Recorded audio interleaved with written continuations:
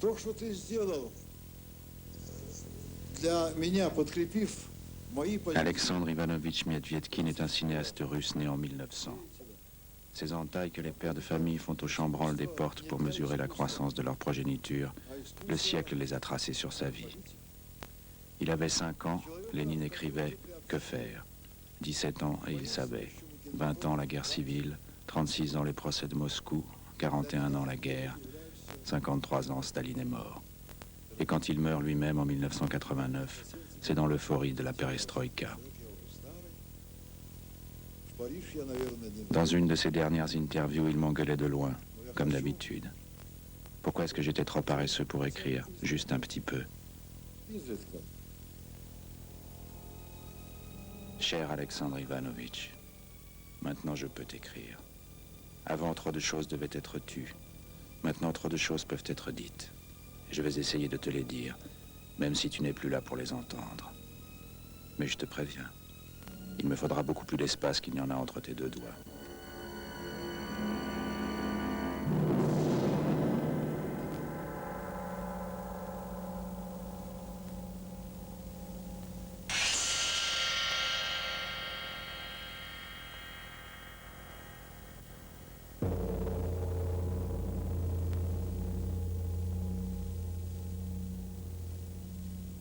Cette photographie du prince Yusupov a été prise en 1900, l'année de ta naissance.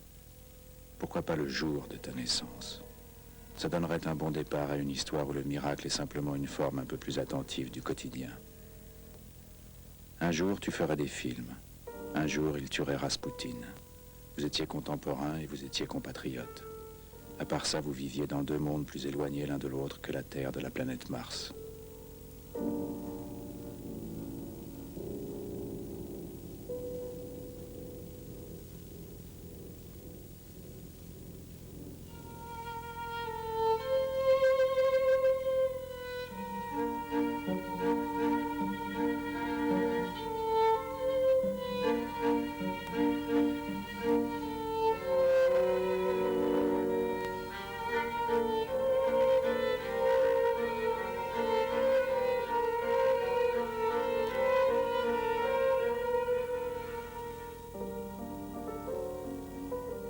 Tu avais 13 ans, et les Romanov fêtaient leur tricentenaire. Quel film n'a pas montré cette procession de dignitaires? Et qui l'a regardé? Ce geste du gros bonhomme qui se frappe le front, que dit-il? Que l'assistance est fêlée? Non, il leur signifie d'ôter leur bonnet. On ne reste pas couvert au passage de la noblesse. J'imagine ce qu'un Machiavel russe aurait dû écrire à l'usage des puissants. Dominer, exploiter, éventuellement massacrer, n'humilier jamais.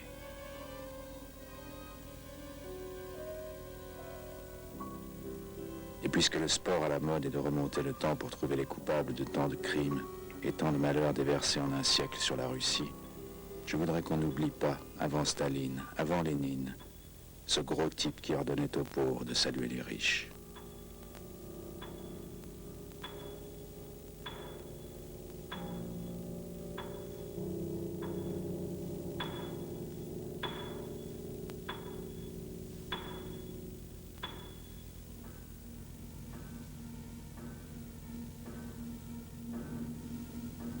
Ces dignitaires-là, tu ne les avais pas ratés dans ton plus beau film et le plus drôle, Le Bonheur.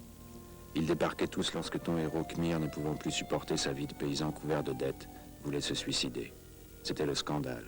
Noblesse, église, armée, tout le monde se rassemblait autour d'une phrase dont tu ne pouvais pas savoir comment elle résonnerait un demi-siècle plus tard. Si le paysan meurt, qui nourrira la Russie?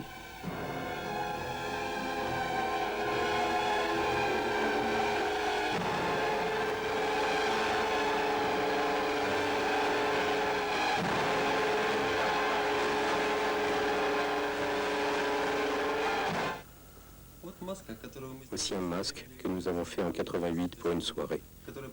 C'est une reproduction fidèle de ceux qu'il a utilisés pour Le Bonheur. Le genre d'idée que seul Medvedkin pouvait avoir. Cette qualité qu'avait Alexandre Ivanovitch, cette extravagance rare.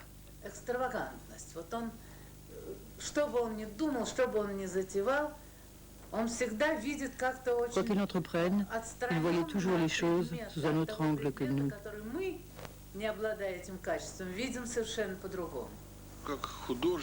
En tant qu'artiste, il était très typique. Il était même le fruit de son époque. C'est son destin qui n'a pas été typique. Il faut dire que sa biographie est faite d'une quantité incroyable de pages blanches. C'était la guerre civile. Il a pris part à la guerre civile. La période de construction, il était sur les chantiers, il allait dans les terres vierges.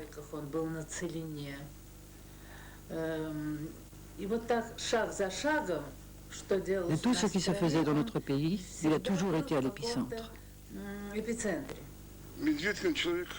D'un côté, l'homme Medvedkin est hors du temps. Mais d'un autre côté, les marques du temps sont très apparentes sur lui. C'est comme un grand arbre sur lequel sont visibles les cernes de croissance et les entailles laissées par les passants. C'est pourquoi cet homme est si cher. Pour nous qui avions été formés sous Brejnev, il semblait évident que le talent s'opposait à l'idéologie. Le premier choc que j'ai éprouvé en rencontrant Medvedkin, c'est que le talent et l'idéologie ne sont pas toujours opposés. En cela, il était unique. Je peux vous dire qu'il était le préféré des cinéastes de la vieille génération. Dovzhenko, Pudovkin, Reisman.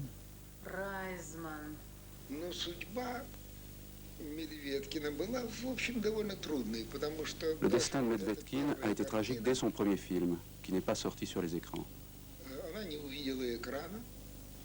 Et tout ce qu'il a fait par la suite était très estimé par les gens de cinéma, mais ne passait pas sur les écrans.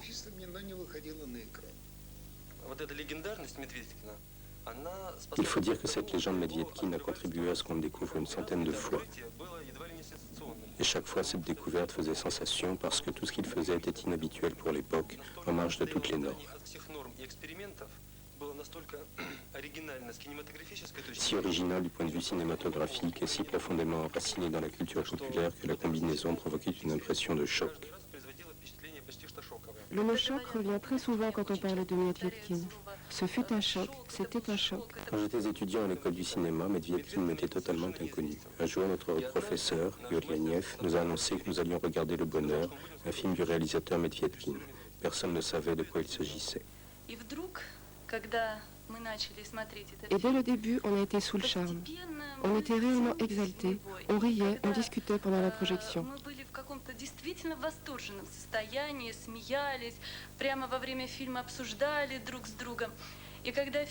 À la fin du film, nous étions tous bouleversés par ce que nous venions de voir. Ça ne concordait pas du tout avec l'idée que nous nous faisions des films des années 30.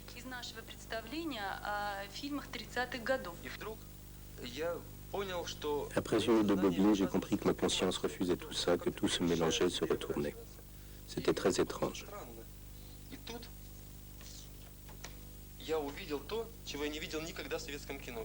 Et là, j'ai vu ce que je n'avais jamais vu, ce que je croyais impossible dans notre cinéma des années 30.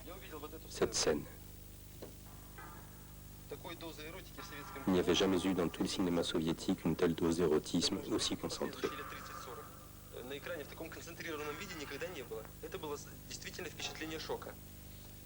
En une minute, j'ai compris que j'aimais ce film. À la fin, nous étions enthousiastes et nous étions convaincus de deux choses. Un, ce réalisateur était un génie. Deux, il avait sûrement été fusillé après ce film.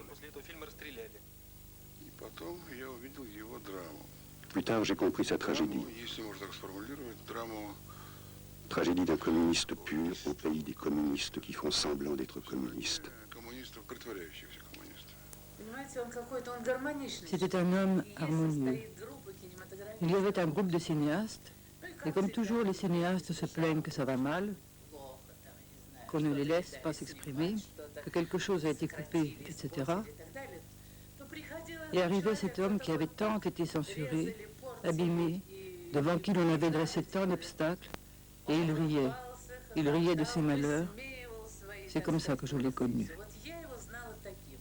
и от него исходил какой-то заряд жизненной силы. Il émanait de lui un tel flux de force vitale qu'après avoir discuté avec lui, dans la rue, je me sentais des petites ailes. Я просто вышла на улицу какая-то окрыленная.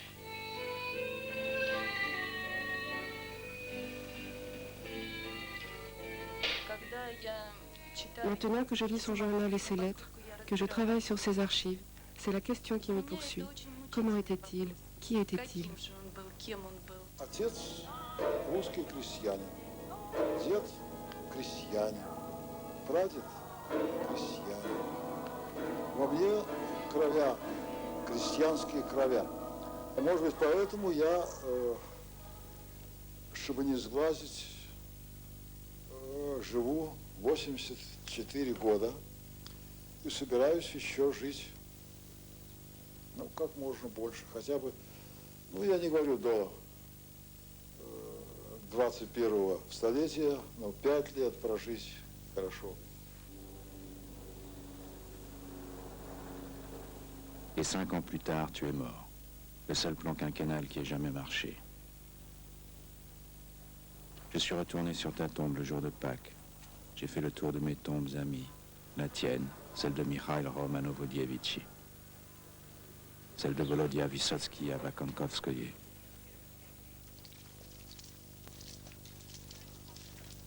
Et quand, titubant un peu dans la boue du dégel, j'ai trouvé dans mon viseur un soldat tsariste qui ressemblait à tes masques.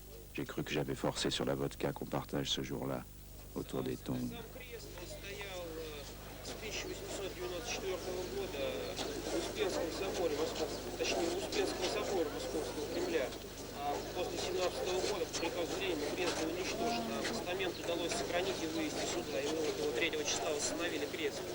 Mais non, c'était bien le portrait d'Alexandre III et le tombeau symbolique des Romanov. Et je n'avais encore rien vu. C'était Pâques. Dans une église, un vieil homme priait. Ivan Koslovski, le fameux chanteur du Bolchoï. Exactement ton âge. Comment aviez-vous fait pour traverser tout ça? Sa réponse à lui était-elle Dieu, ou la musique, ou que c'est la même chose? Est-ce qu'il entendait à ce moment-là une autre musique que la liturgie de cette église orthodoxe, où les icônes ne sont pas seulement sur les murs?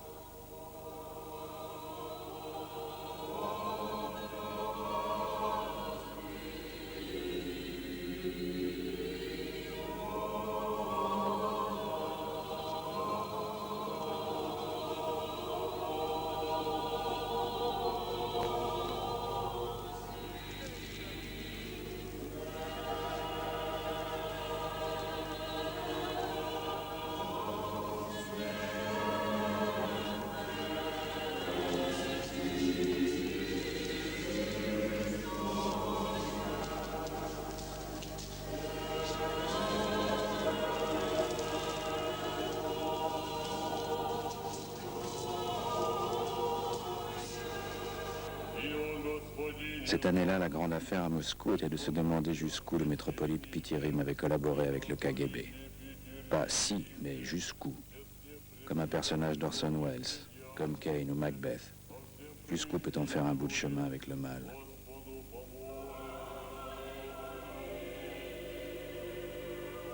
Il faut une longue cuillère pour souper avec le diable. Aviez-vous passé votre vie à calculer la longueur de la cuillère pour vous apercevoir à la fin qu'il n'y avait pas de souper?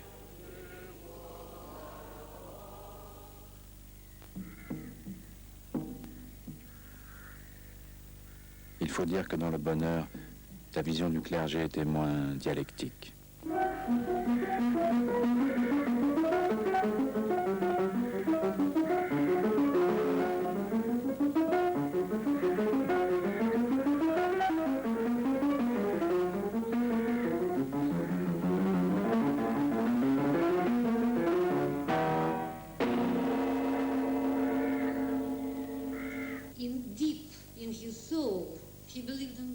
Je crois qu'au fond de lui, il croyait en Dieu, bien qu'il ait été un communiste convaincu.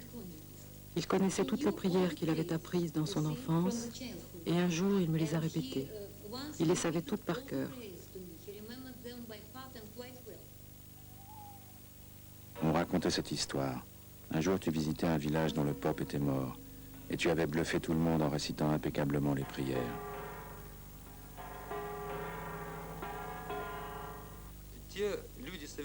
Les autres ne revenaient pas. Ils lui ont dit, fais-nous la grâce d'être notre pope. Et lui, mais je suis communiste. Et les autres, on te pardonne. Je dois dire qu'il était très content, pas du tout indigné. Je fais une supposition, elle est peut-être fausse.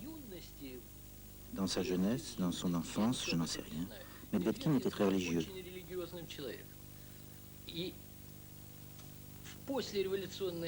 Et après la Révolution, il a brutalement basculé d'une religion dans une autre. Et comme ça arrive très souvent, on croit aux nouveaux idéaux, aux nouvelles idées, avec encore plus de ferveur que quelqu'un qui n'a jamais cru en rien. J'ai l'impression qu'il a cru à l'idée d'octobre, aux idéaux d'octobre. Et derrière cet idéal, il y avait le sentiment du bonheur pour l'humanité entière, qui ne serait ni pour aujourd'hui, ni pour demain, mais pour un avenir proche. Dans son film « Aelita », le réalisateur Protozanov montrait les idéaux d'octobre en train de conquérir la planète Mars. Pour agitateur, un jeune bolchevique qui aurait pu être toi au lendemain de la guerre civile.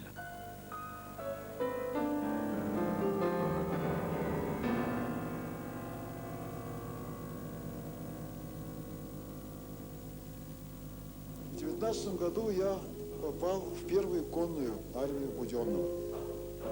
Это романтическая армия. Это в моей жизни, может быть, самая фантастическая полоса, когда конница, революционная красная конница, не очень хорошо одетая, не очень хорошо обутая, но грозная. Он был человеком гражданской войны. C'était un homme de la guerre civile. Et pour lui, l'époque de la guerre civile était une époque sacrée, même s'il y a apporté quelques correctifs par la suite. C'était sa jeunesse, c'était le fondement de sa vie. Il la percevait comme ça.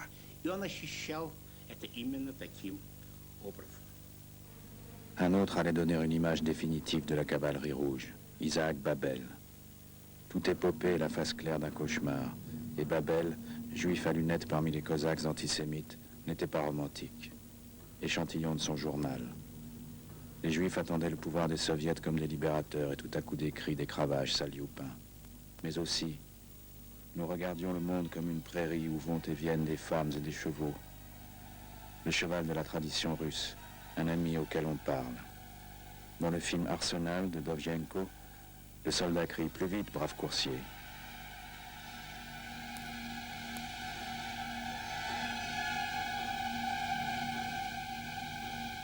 Les chevaux répondent, nous t'entendons. Et dès ta première mise en scène, les chevaux parlent. Un cheval montait à la tribune, il était vêtu de la burqa à la cape caucasienne. Зал переполнен. И действительно, в президиуме одни кони. Докладчик – конь. Перед ним вместо графина с водой конное ведро. И он, волнуясь, макает туда голову, пьет и продолжает свой рассказ. Люди сидят в зале, лошади, значит, докладывают. Докладчик говорит, мой хозяин не жалеет меня. Как только вечером комсвода Иванов садится верхом, едет на конец станицы к своей зазнобушке, всю ночь проводит. Очень весело, а я стою на ветру. Что, неправда, товарищ Иванов? Тот сидит в зале. Да, хохот. Вот. А тут еще были подсадные утки. То есть были те наши актеры, которые помогали поставить этого товарища Иванова в неловкое положение. И там разыгрывались целые интермедии. Как ты был? У кого? Да я был у Евдокии был. это моя Евдокия, как она, ты скажи, а то я сейчас... C'est cet esprit-là que Medvedkin allait essayer toute sa vie de mettre dans le cinéma. Tout cela en pleine guerre civile. Le théâtre aux armées, mais c'est l'armée qui fait son propre théâtre. Une équation qu'on retrouvera dans tout le travail de Medvedkin.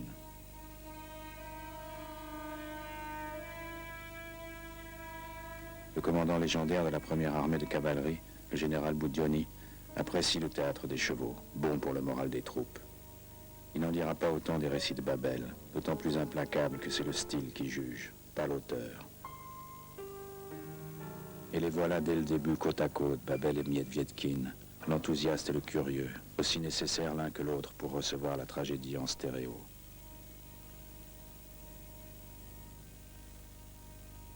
Extrait d'une lettre de Lénine à Molotov, 19 mars 1922.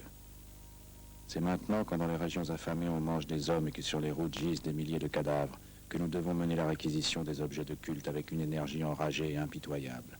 Nous devons livrer le combat au clergé réactionnaire et écraser sa résistance avec une cruauté telle qu'ils ne l'oublieront pas pour plusieurs décennies. Je savais qu'il était resté très ami avec beaucoup de ses anciens camarades de la cavalerie. Il les appelait ses camarades de combat.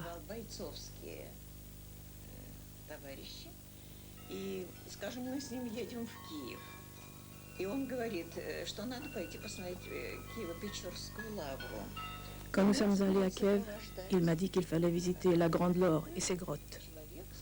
Un ancien de la cavalerie nous accompagnait. Il travaillait au NKVD. C'était aussi un camarade de combat de Babel. Il nous faisait visiter et expliquait qu'ils avaient trouvé là un grand nombre de diamants. Je lui ai demandé, en sondant les murs, en tapant sur les murs pour trouver des caches. Et lui, non, en sondant les moines. C'est-à-dire qu'ils amenaient les moines au NKVD et là, il leur faisait dire où ils avaient caché les diamants.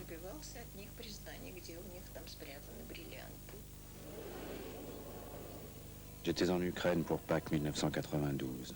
Et le croirais-tu, la grande affaire à Kiev était de se demander jusqu'où le métropolite Filaret avait collaboré avec le KGB. Les décennies de Lénine avaient passé, l'Église avait survécu, et tout ce au nom de quoi ces cruautés avaient été commises basculaient définitivement dans l'univers des signes.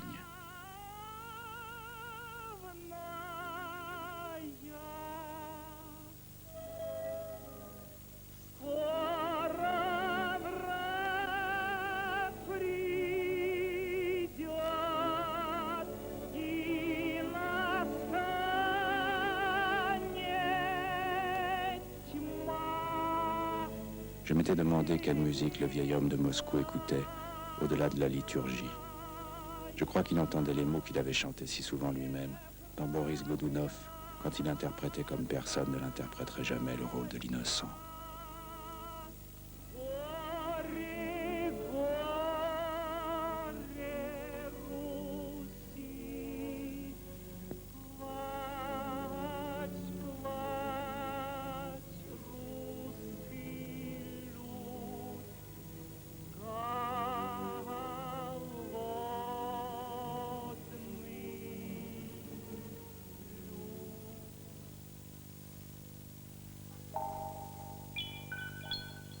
Tandis que se taisaient les canons de la guerre civile.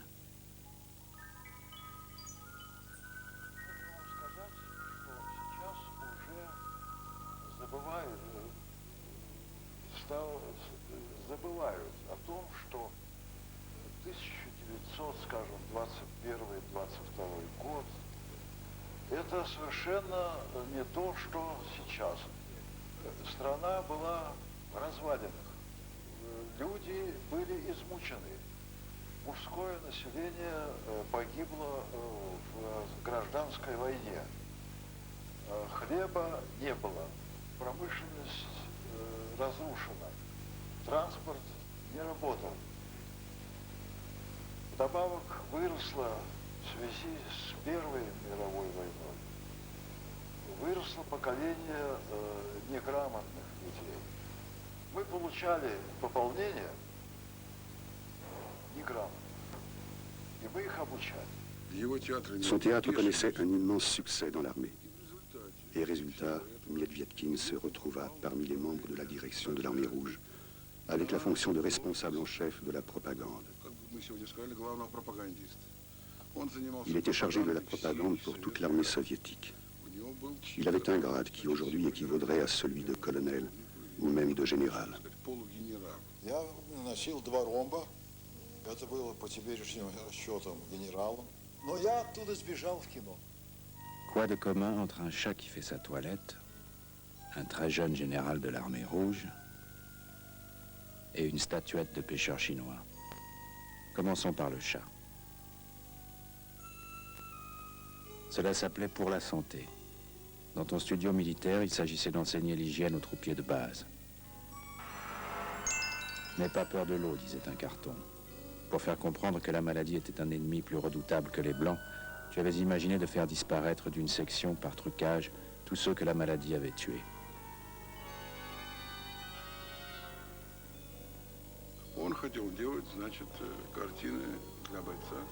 Il voulait faire des films pour les soldats. C'étaient des films simples, clairs, de 10 ou 20 minutes, qui pouvaient passer avec un grand film de fiction. Il a dû renoncer à son haut grade, mais ça ne l'a pas arrêté. Et quand il a commencé à développer la pellicule, il m'a dit qu'il avait pleuré la première fois qu'il avait collé 2 plans et que sur l'écran, ce qu'il avait collé donnait une phrase qui disait quelque chose, qui communiquait quelque chose. Ce qui nous amène au pêcheur chinois, la statuette que tu gardais toujours sur ton bureau, parmi tes livres, et que je n'ai jamais pu interpréter autrement que par la fameuse parabole « Donne un poisson à un homme, tu le nourris un jour. Apprends-lui à pêcher, tu le nourriras toute sa vie. » Du théâtre des chevaux au cinéma du peuple, le système Medvedkin venait de se constituer. Tu ne donnerais pas aux gens des films, tu leur donnerais le cinéma. C'est que le cinéma était encore tout jeune, lui aussi. À peine 30 ans depuis que Maxime Gorky avait assisté à la première projection des Frères Lumière en Russie et essayé cette chose impossible, d'écrire le cinéma à des gens qui n'ont jamais vu le cinéma. Extrait de cet article publié le 4 juillet 1896. Hier, j'étais dans le royaume des ombres. Si vous saviez comme c'est étrange. Pas de son, pas d'odeur, tout est gris. Vous voyez une rue de Paris, et soudain les voitures viennent vers vous. Des gens apparaissent et grandissent en s'approchant de vous. Des enfants jouent avec un chien, des cyclistes passent. Leurs sourires sont sans vie, leur rire est silencieux. C'est terrifiant à regarder, mais c'est le mouvement des ombres, seulement des ombres. Et dès le début, les ombres furent au rendez-vous.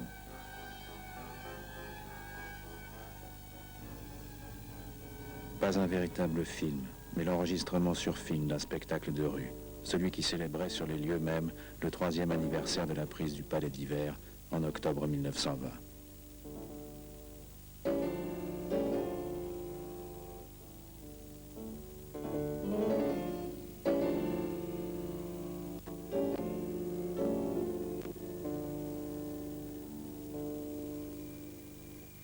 Le décor était de Yuri Anenkov, la mise en scène de Nikolai Evrainov. Une génération charnière, quelque chose qu'on ne reverrait plus jamais. Toute la culture du passé et toute l'impatience du futur. La mémoire et la folie. Les révolutions attirent les toqués, c'est connu. Ceux-là en plus avaient du génie.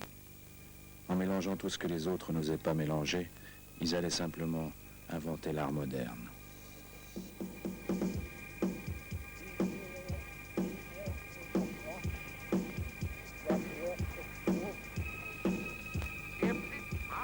Cet art russe des années 20, on a voulu l'opposer idéologiquement à l'art stalinien. Il s'opposait à lui surtout par le talent. L'idéologie, c'était déjà celle de l'homme nouveau, de l'avenir radieux, qui ponctuerait les défilés sur la place rouge et qui servirait d'introduction à un demi-siècle de cinéma soviétique.